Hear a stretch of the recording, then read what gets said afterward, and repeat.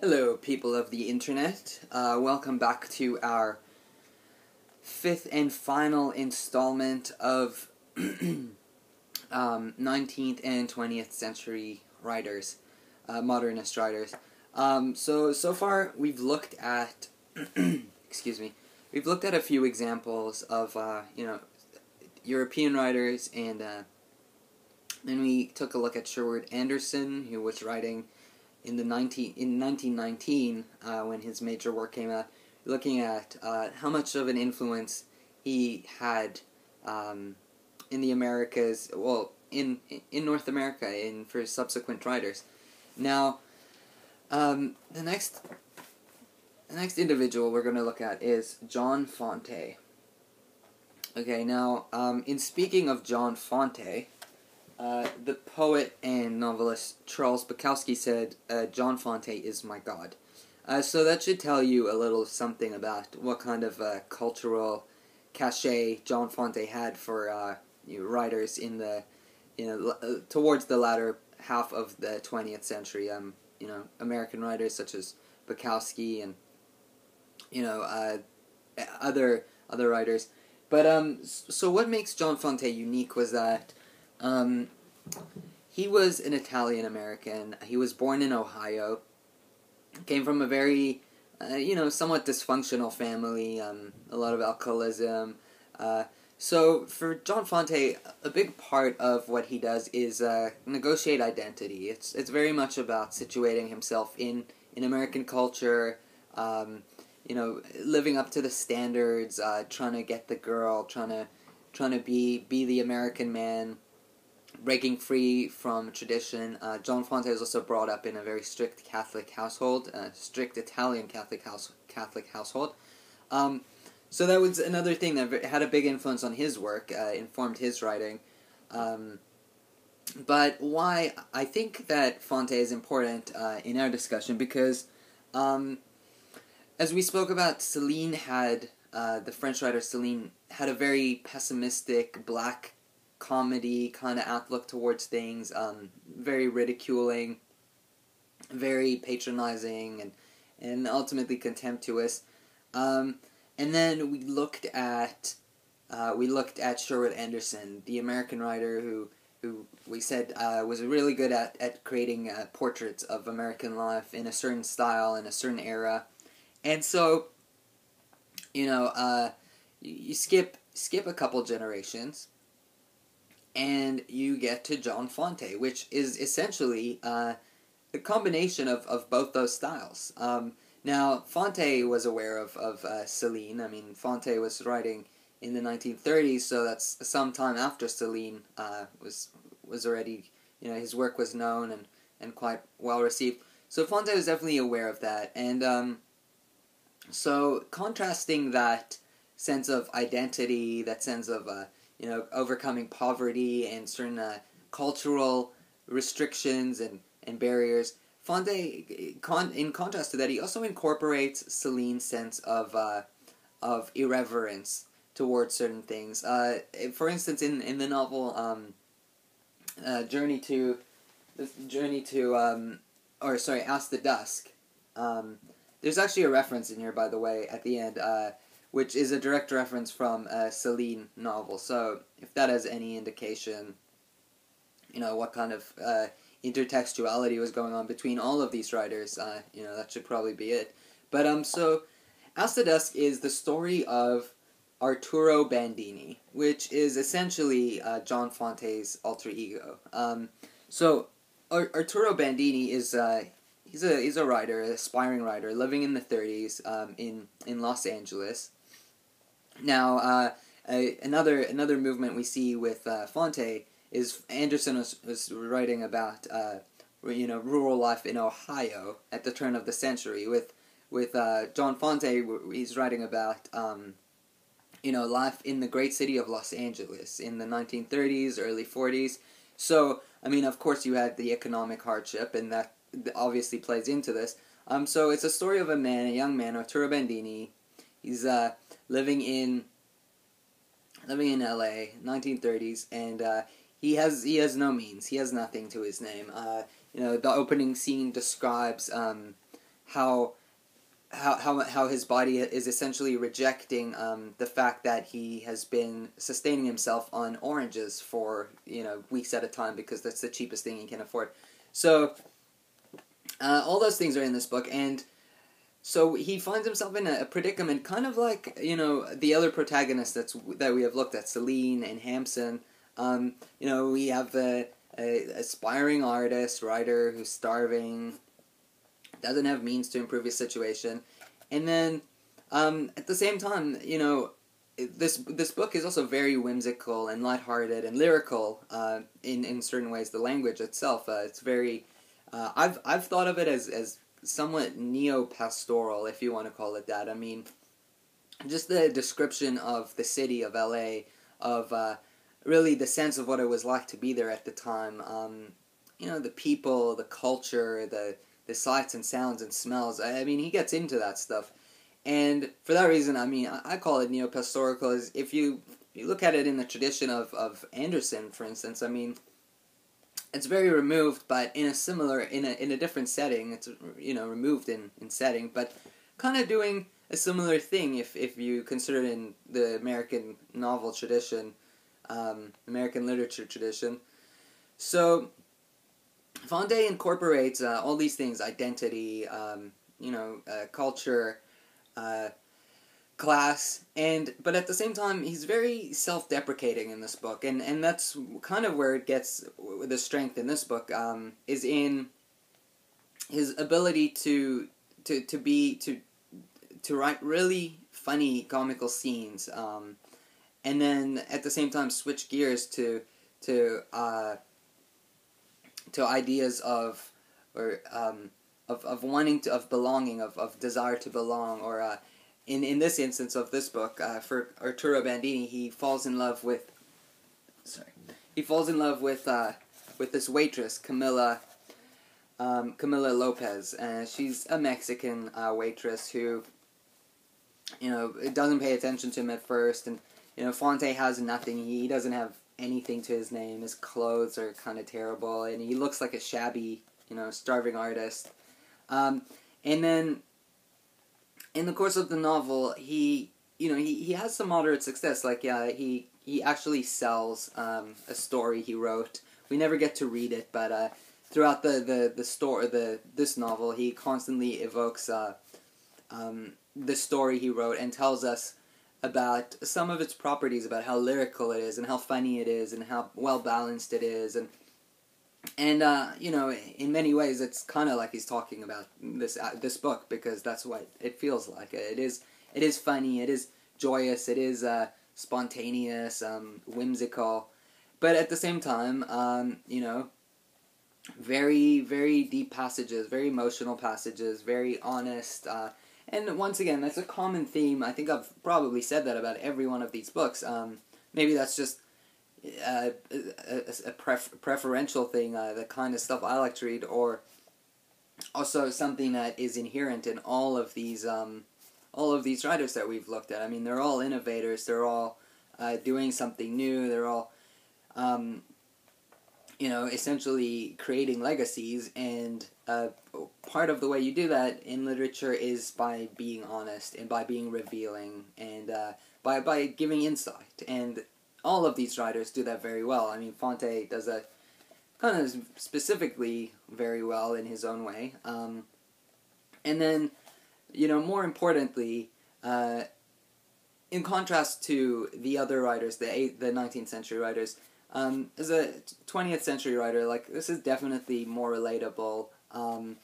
If you can even go to LA, for instance, you can go to Los Angeles and visit the landmarks, visit the places where he describes the Bunker Hill, the Coldwater Flat districts, certain places. I mean, they're still all there, very different today, but that's a nice thing. I mean, you still have that kind of historical, cultural reference that's still...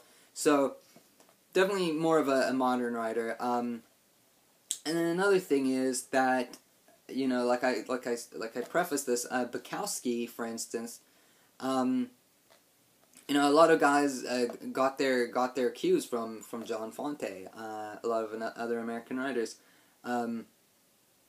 I mean, Bukowski wrote the preface to this book, and you know, I mean, Fante. Another reason I chose is just because Fante is very. You will never read Fante in school. I mean, don't ask me why, but like, it just doesn't make the reading list. I've never seen it in a bookstore at school. So it's another reason. I mean, very underrated in certain ways and overlooked and very influential, tremendously influential. But beyond that, I mean, not only was this book made into several cinematic adaptations, and Fante was also, you know, when he wasn't writing and selling his novels, because that wasn't always easy, he did work in Hollywood as a screenwriter. So his legacy in Hollywood, you know, it's pretty extensive, and to this day he's still celebrated in certain parts of LA. They have retrospectives, and I think there's I don't know if it's related, but when I was in LA, I noticed there's a major highway kind of thing called Bandini Way.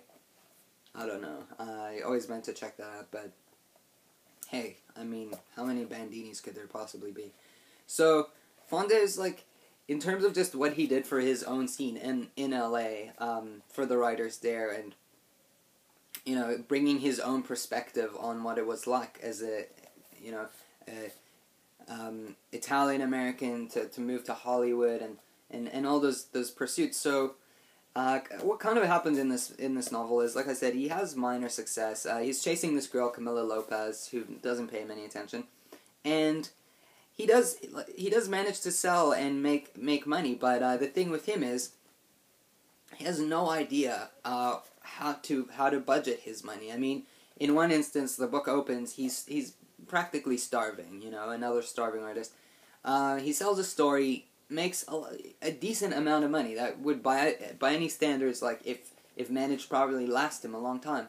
But he just doesn't know what he's doing. You know, you get really frustrated, kind of like in Hampson's Hunger, the first novel we looked at.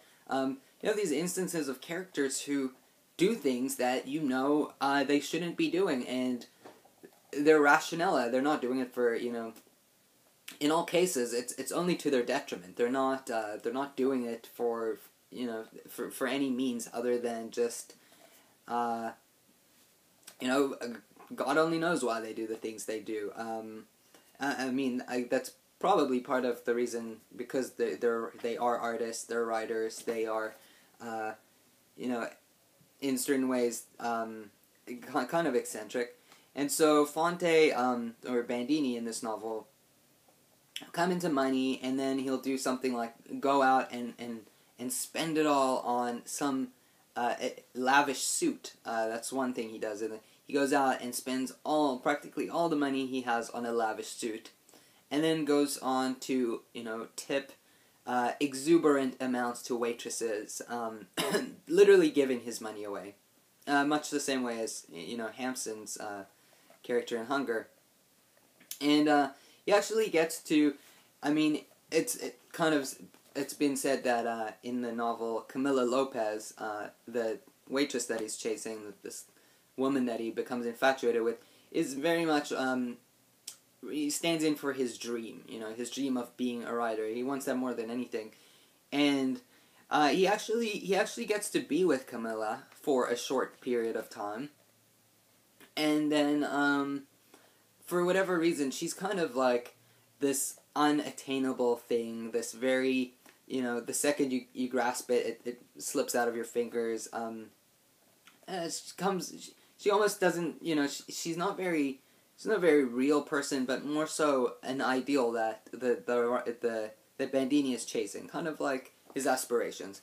So he gets to be with her briefly, but much like, you know, anything that isn't solid, that isn't doesn't have a firm foundation or is an idea, she kind of slips away and eventually completely slips away. You know, not to ruin the end of the book or anything, because it's really a journey that, or a discovery that you will make. I mean, regardless of if you know, you can still reread this book. That's kind of the thing.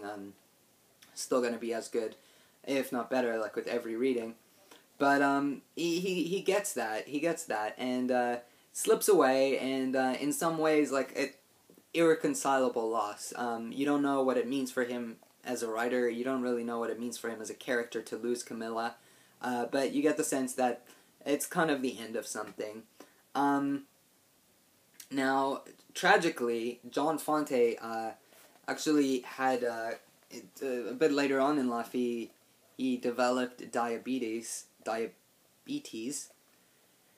and gradually lost all four of his limbs. He was, as Bukowski said, they chopped him up. And it actually also went blind. So by the end of his life, he was blind. I don't know if you'd call him a quadriplegic. Essentially, it was a blind torso. So not the best ending. I mean, obviously, Ask the Dusk is autobiographical. Like, I mean, he lived that life. He went to L.A. There's no question there. Bandini is Arturo. Bandini is Fante.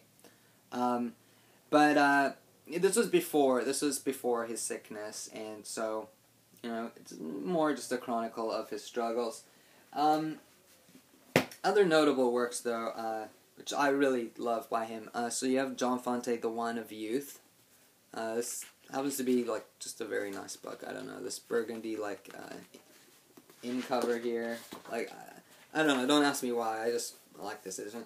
So this is, selected stories, and this is essentially, Fante's, earlier works, what it was, growing up in a small town, being Italian-American, his dysfunctional family, all the stories of his extended family, his scandalous uncles, and his many sisters, and so, this book is an account of really the aspirations and dreams and hopes of a young man, of a young writer, kind of like all these books we've looked at, in some way, and, once again, just like I said before, I say the honesty, really this one, it's sad honesty. I mean, it's very revealing, and John Fante, he's kind of an anti-hero in his stories, but at the same time, he's not really, I mean, he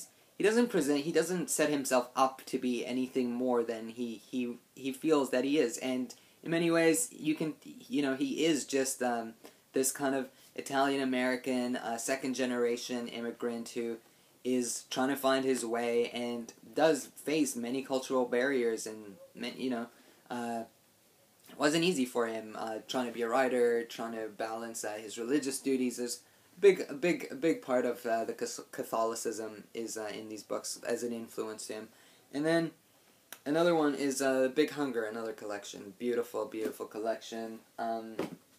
Once again, these are short stories, collection. They don't have,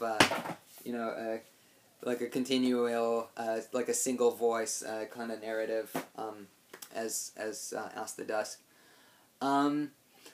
So we've looked at, we started off with Knut Hamsun, probably the most important writer of the 19th century, and one of the most important writers, like, of all time, for sure.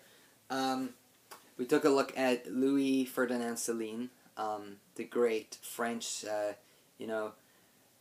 war writer and humorist, if you want to call him that. I mean, black humor.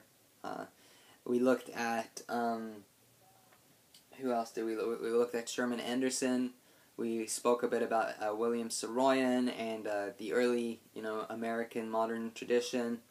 And then John Fante. John Fante is probably, the best example of kind of the end of, in a sense, the end of that tradition. I mean, it obviously carried on into Bukowski, who references all of these books. Every single one of these books that we've been over, he references and was familiar with them. So you can see, the evolution. You can see how something that started in Europe would influence something in America, and vice versa. You could see how these generational writers influenced each other. And essentially, the beautiful thing is that all of these writers were aware of all these writers that we've looked at. I mean, obviously Hampson was the first one, so he wasn't going to be aware of Fante, but Fante was definitely aware of Hampson, and kind of where we are today. So in the next videos, we'll be looking at just other great books, related. I think there's definitely a stylistic kind of continuity between all these books. Like if if you like one of them, there's a good chance you'll like all of these authors, just because there's similarities but huge differences, obviously, but just quality stuff. So we'll be looking at some more of my favorite writers who kind of follow in these traditions to a large extent. I mean, it's a style that just seems to shine through. I mean, in terms of protagonist and tone and voice, definitely something that's common to all of them. So we'll be looking at more books like that. I'd love to know if there are any books you would like me to look at, talk about, review.